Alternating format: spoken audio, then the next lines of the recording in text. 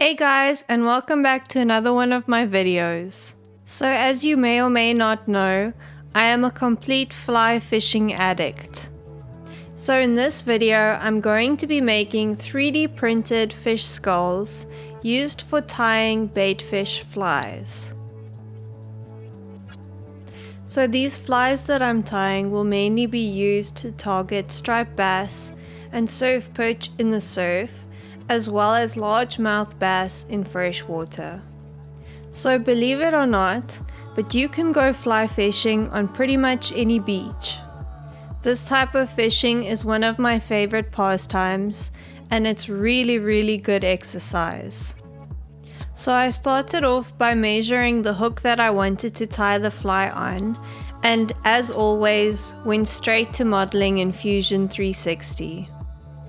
I decided to use the image of an anchovy as the rough outline for my fish skull, because we have a lot of anchovies running through our coastal area at the moment.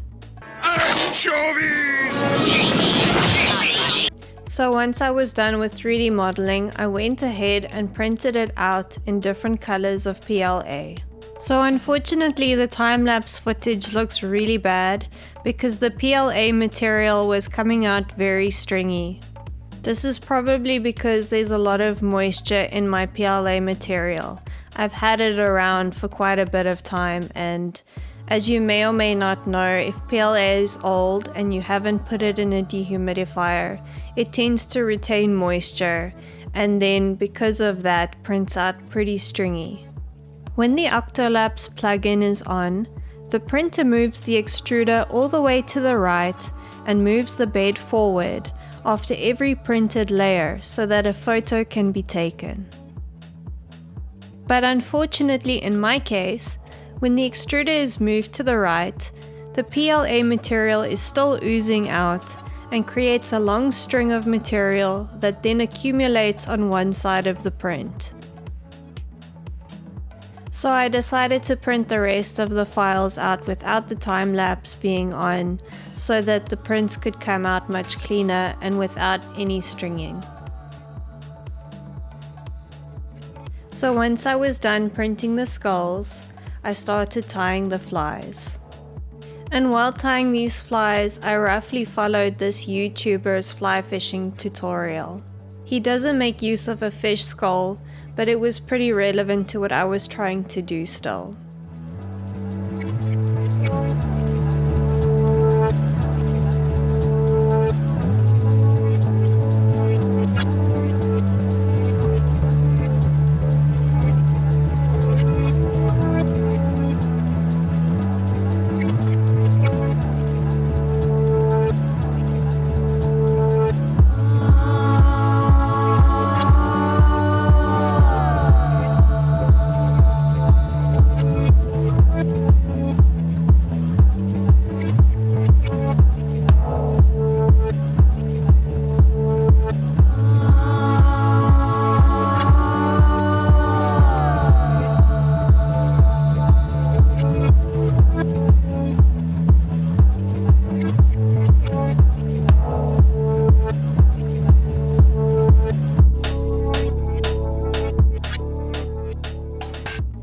Once I finished tying the flies, I added the eye decals and coated the fish skulls with UV resin.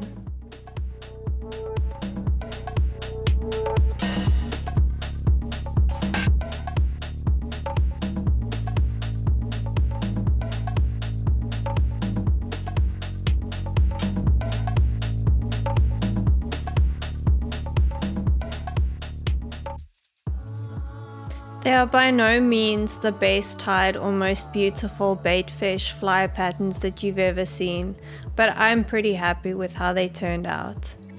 And then it was finally time to test these out.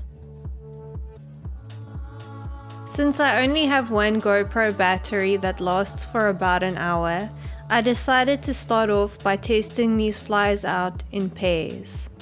I started with the orange and neon green flies, but unfortunately they did not catch anything.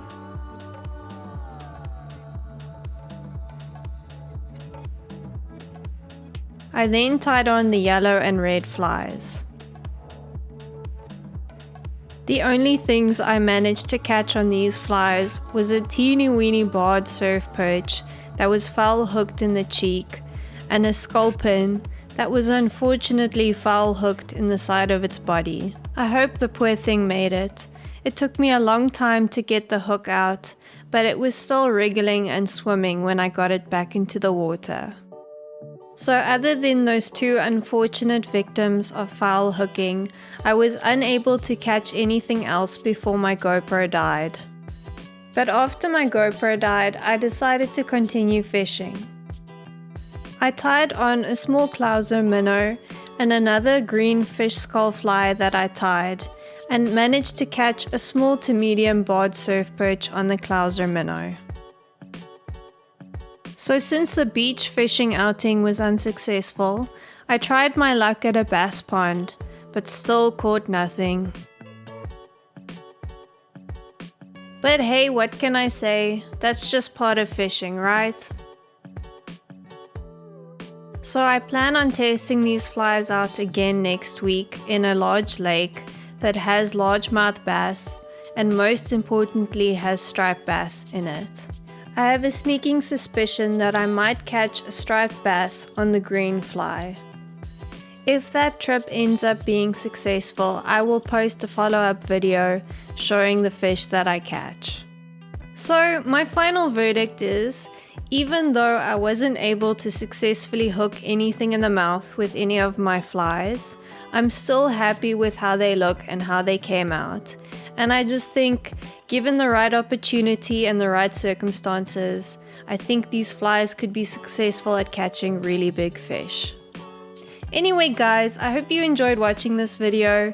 Please like and subscribe, and I'll catch you in the next one. Bye!